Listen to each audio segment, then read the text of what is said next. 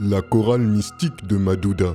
Les faits qui vont suivre m'ont été rapportés par un abonné du Congo-Kinshasa, voici son témoignage. L'histoire se déroule en République démocratique du Congo, dans la province du Congo central, plus précisément dans le village de Madouda, où je vivais avec mon père. Depuis quelque temps, un phénomène des plus étranges se produisait. Chaque dimanche et mardi à minuit, j'entendais au loin une chorale chanter dans une langue inconnue. Intrigué, j'avais plusieurs fois interrogé mon père à ce sujet, mais il restait obstinément silencieux. Un dimanche, comme à l'accoutumée à minuit, la même mélodie résonna à nouveau. Cette fois, poussé par la curiosité, je décidai d'aller voir d'où provenait ce chant mystérieux. Je me dirigeais vers l'origine du son. En arrivant sur place, je fus saisi d'effroi.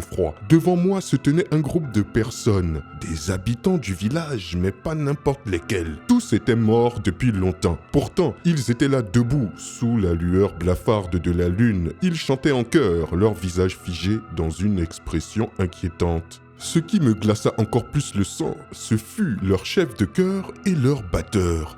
Deux êtres à l'apparence humaine, mais dont la tête était celle d'un crapaud. Ils me fixèrent intensément avant de me faire signe d'approcher. Pris d'une peur incontrôlable, j'ai tourné les talons et je me suis enfui à toutes jambes. Le lendemain, une forte fièvre me cloua au lit. Lorsque ma grand-mère s'approcha de moi, elle me demanda ce qui s'était passé. Tremblant, je lui racontai tout en détail de ce que j'avais vécu la veille.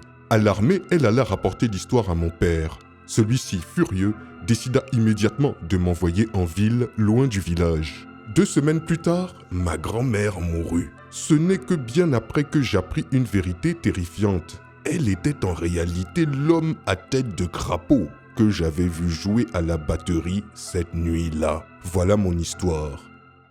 Tu as besoin de contenu audio ou vidéo personnalisé, d'une formation pour monter et réaliser des vidéos similaires aux miennes, de faire des publicités sur mes réseaux, contacte-moi par message en inbox pour toute information commerciale.